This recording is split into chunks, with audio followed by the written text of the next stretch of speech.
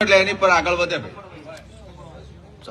બરાબર. ત્યાં ડીજે ની વ્યાખ્યા સમજાવું. ચોખવટ કરો. ડીજે એટલા માટે ત્યાં સ્વતંત્ર બંધ કર્યું છે. ડીજે નો વિવાદ સમગ્ર ગુજરાતમાં ચાલ્યો, ટીવી મીડિયામાં ચાલ્યો, ખૂબ વધારે પડતું ચાલ્યું.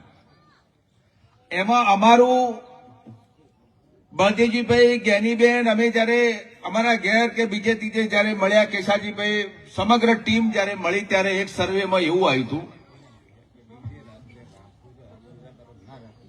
કહું આ ડીજેમાં ખૂબ મોટા ભાગે અમે સર્વે કર્યું અને ઊંડાણપૂર્વક ગયા. એમાંથી એક તારણ નીકળ્યું કે રાતે તમે 2 વાગ્યા સુધી ડીજે વગાડો છો. આ વાત બરાબર ને?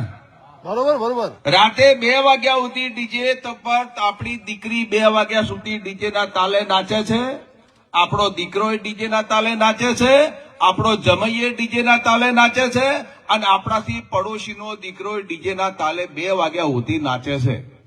આ વાત બરાબર?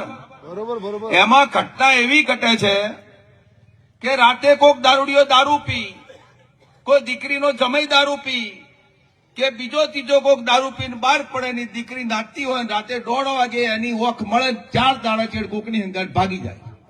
બરોબર છે. આ અમારું સર્વે છે સાહેબ. આ જ્ઞાનીબેન, બળદેવજી, ભરતજી, અમે બધા જયારે સર્વે કર્યા અને ખૂબ ઊંડાણપૂર્વક ચર્ચા વિચારણા કરીને આ ઠાકોરમાં ડીજે નો મુદ્દો અમે લાયા છે. અને દીકરીને નાહી જાય તો બરાબર, એને ભેગું થાય, ચલો. બીજું, આજે 2 છોકરાની માં ભાગી જાય એ કેટલા અંશે ખરાબ છે.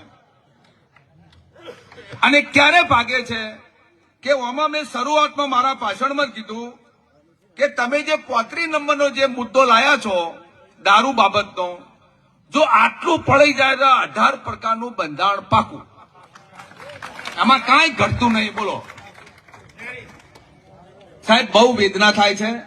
સવાર દાડો ઉગે એટલે પોટ ઠાકોરના ટોળા ઘેર આવીને બેસે છે કે સાહેબ અમારી દીકરી જતી રહી, અમારી દીકરાની વહુ જતી રહી, અને પોલીસ સ્ટેશન ફોન કરો. કંટાળી ગયા સાહેબ. એટલે આ બહુ